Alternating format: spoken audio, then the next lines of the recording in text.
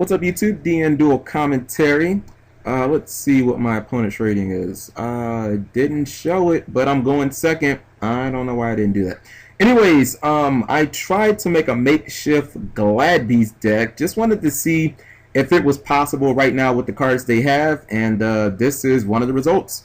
I opened with Mirror Force, Deep Prison, MST, Bayer, Forbidden Lance, and Laquari, my only GB. So let's see. I summon Laquari. I'm expecting to fall into maybe like a bottomless trapper or something like that. I attack. I don't know what I'm playing. I kind of just expected to run into Mermaid Bitch, Abyss Linde. It is not. He hits me with Deep Prison. I don't think Mermills play Deep Prison, so it's fair to say that it's not Mermills. I Lance just to get hit by a Raikou, and I'm like, oh crap. It's going to be one of those duels. I'm thinking that it's Chaos Dragons, and then I see a baby Tantan hit the graveyard, and I'm like, oh crap, I'm playing the little the baby Raccoon decks, and it's probably not a great matchup because you basically need like Chariot turn 1 to really contend with that deck. You know, it's just the way that deck runs, where essentially they kind of use like a Dracossack type monster and their baby Raccoon exceed that you just can't like kill. It's very difficult for GBs to get rid of that. So he summons Junk Warrior. He's going to put Baby Tantan on board. I think he's probably just going to go into either Armades or Frozen Fitzgerald. And, I mean, Frozen Fitzgerald, you can't deprison it. You can't Mirror Force it. You know, if you have Fiendish Chain, you have to do it before the battle phase. And that's what he does. He drops Frozen Fitzgerald on me. A really good card. I like the fact that you can resummon it back. And you see that I'm not familiar with the card at the time. I actually started playing Baby Raccoons after this. Usually I get interested in the deck after I get smashed by it. So you see during the end phase I MST him. Hopefully that's not MST. If it is, I'll probably just scoop. It's Fiendish Chain, and you see I cannot get over the Frozen Fitzgerald. Had he summoned like Junk Warrior or some other, you know, Catastor or something like that, I would have just been able to deprison it. I would have hit him with Bear. I'd have been able to draw. But the thing is, once Frozen Fitzgerald gets on board and you don't bottomless, he is a pain in the ass. You know, all of these cards, and it's like, great, I drew my Chariot then. I still can't kill this thing. Now, if I could rip a Tinky, I'd be in business. But right now, it's definitely looking like I'm going to lose. I mean, this Frozen Fitzgerald hit me for 7,500. I mean, it's done 95. And then again, I get another MST, which is just like great, you know. Right now, he hasn't even proven to me that his deck is good. He's just proven to me that, you know, this one monster has beat my ass. I guess I should have probably MST'd before I saw. I don't like blind MSTing. It's just, I mean, end-phase MSTing is pro as shit, but blind MSTing, it's not something that I like to do. He tries to attack before he attacks, like when he goes into battle phase. I Book of Moon his monster. I'm going to end-phase MST him. And here's the problem. I drew a quest, but freaking Frozen Fitzgerald has 2,500 defense. So I can't even attack it and then go into Mermillo. Like, I'm out of luck. I'm just shit out of luck. So I scoop it up. There's a quick peek at my deck. I'm going to hopefully go into the side. I side into Neo Grandmole because it's really good against their Sea Monster. It's good against all the synchros that they use. So just thinking those two, and you know, I really just don't have a lot of side. I think I just sided one card.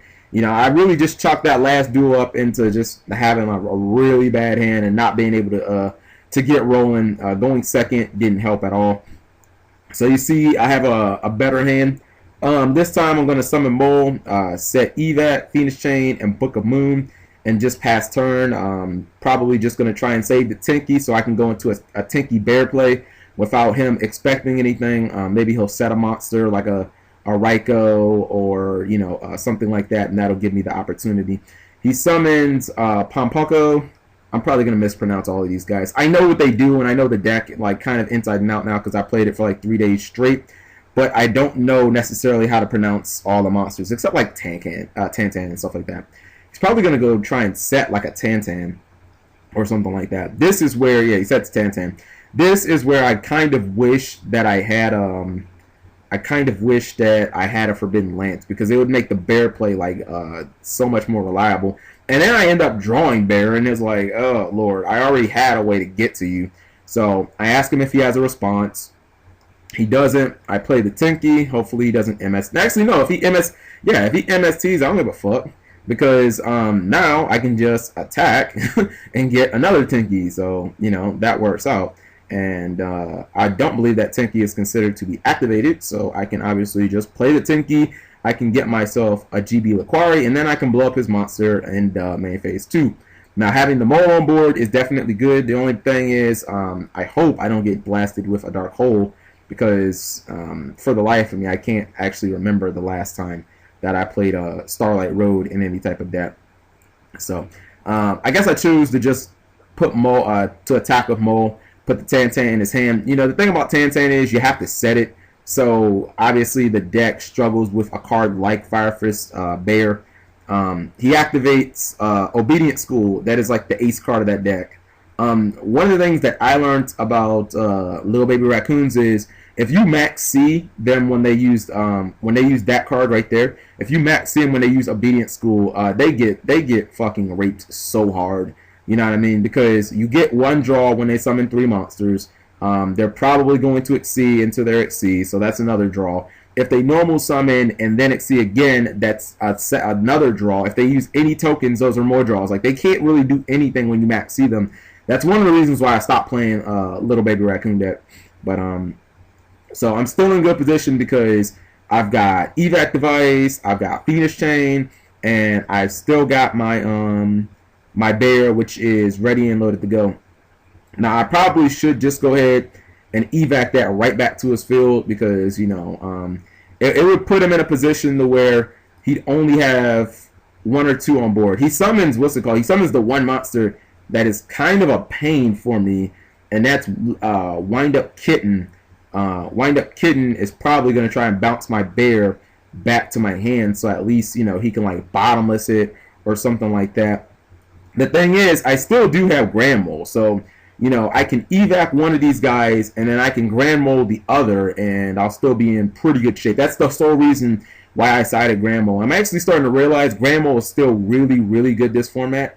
I don't know why I did that. Why did I let him use that? Because now if I let him use the effect, even though I Phoenix Chained, now, I mean, he could have had, like, Lance or something like that, or he could have had MSC. That was a mistake. I should have just evac'd it. I think I'm trying to play a little too cautious, and I think that was a misplay. I should have definitely evac'd that guy. So he uses Kitten, he bounces Bear. I think I'm definitely going to evac the second one. If I don't, then I'm just an idiot. I used Book of Moon on it. Yeah, I'm an idiot. I have no idea what the hell I'm doing. So he just sets, let's see. Oh, okay. No. I'm sorry. I'm not that awful. I know what I'm doing. Okay, so I can, I can use Bear, I can have Bear attack the one that's face up, and then I can have Bear pop the one that's face down. I'm not a complete idiot. I was actually thinking about that. Or I can use Laquari, and Laquari actually accomplishes the same exact goal. So yeah, he just scoops. I had a bunch of different options there, so he ended up just scooping it up. It's funny, I completely doubted my move, but I still think I probably should have used Evac. I feel like Book of Moon is better than Evac against a non-Exceed because it can stop an attack without potentially putting the monster back in their hand. Like if he would have summoned like some Beat Stick or something like that. So anyways, I've got a Quest, Bottomless Trap Hole, Mirror Force, MST, and Proving Ground. He sets a monster, sets a trap. I think he's going to probably set 2. Yeah, he sets 2. He's probably going to set 3 now. Yeah, anytime people wait like that, that means they're going to set 3. I've got MST, Proving Ground, a Quest, Chariot, pretty good hand, but, if I fall into a Bottomless Trap Hole, what are you going to do? If I fall into a Bottomless Trap Hole, I'm probably just not going to set anything. But if I don't, I'm probably going to set my entire hand. He has a response. Let's see. Does he use something like Solemn Warning? No. Yes, maybe. He passes, and I probably should just go ahead and set my entire hand. Yeah, I mean, that is the Glad Beast's way of life. Now, I mean, he can't summon, Exciton Knight or anything like that because this deck doesn't run any level 4s unless you run, like, the random, like, Thunder King or something like that. But I'm in pretty decent shape. he summons Pompunko. He activates the effect. I hit him with Chariots. Now, the one card that could hurt me would be Raikou. Either Raikou or, yeah, Tantan. Because Tantan can summon the little spiky guy, and spiky guy can just blow up my quest, and that definitely wouldn't be good. Not to mention, after he blows up my quest, he can just go into, and that's exactly what he does, the Mystical Beast of the Forest. That can just blow up. He goes for my back row, because I guess he feels confident if he can take out my back row, and I already burned the Chariot, then he can go into his Exceed. And he had MST on top of that. Now it's just like, oh, Lord. This is where Baby Raccoons want to essentially get you. They want to clear out your back row so that if you have non-expendable monsters, they can summon the Baby Raccoon Exceed. The Baby Raccoon Exceed can get a token that can essentially clash with your monster, and then, you know, they still have a monster on board that can create another token next turn, but you're losing real monsters. They're really not losing real monsters. They're just losing tokens. And he can make 2 different tokens, and, you know, as long as they have another monster on board, obviously their monster is unkillable, so that's what you see. He's going to try and just, you know, obviously clash. I lose my monster, and I've got this bluff. Well, I wouldn't say a bluff, but yeah, I got Proving Ground set, and then I drew another Proving Ground. It's like, the fuck, man? You know what I mean? Sometimes I feel like decks like GBs, they lose more to themselves than they do your opponent. And he has a 1600 token, which is not, or no, actually he has no tokens. Now, here's the thing. I have to, what's it called? I have to go into the bottomless range to get over his monster. But it didn't really matter. I attacked him the Mirror Force. Like, I couldn't go Murmillo into an attack just to try and escape bottomless, because then what would I have went into? I could have went into you know, something like Bestiari, but that would have served no purpose. He just would have attacked it with a token anyway, so that wouldn't have done anything. You can see he plays Junk Warrior, and he gets Pompunko, and then he makes a token, so now he can go into a level 6 Synchro, but really what he could do is just push in with all his guys. He gets the 1300 token, which I don't really get this. If he was going to Synchro, I don't understand. Oh, no. He wanted the 1300 attack from the level 1 token. Okay. I was going to say, he could have just had the token copy Junk Warrior's attack, but I guess he wanted to make his Junk Warrior just completely unkillable. And you have to think, even if I am lucky enough to top deck like a Mirror Force or something like that, I mean, it still wouldn't kill his Exceed. So he'd still be left with something, and he still has 2 back rows. So, I mean, he has to feel confident. And here's the problem. I just keep drawing searching cards. You know, I had 2 Proving Grounds, and then I drew a Tinky. It's like, what the fuck? You know, I keep drawing all of these cards to get to the same monsters. I'm obviously going to be greedy, go for the Bear play, because Bear can, it can kill the token, and it can kill the Junk Warrior. But unfortunately, Bear can also... it can also die, you know. It can also die to a Mirror Force, a Deep Prison, anything like that. I am just going to set and pass turn because I don't want to attack in the 3 back row. You know, it's looking like he has an obvious Deep Prison or a Mirror Force, something like that. I have Proving Ground. I'm going to activate it.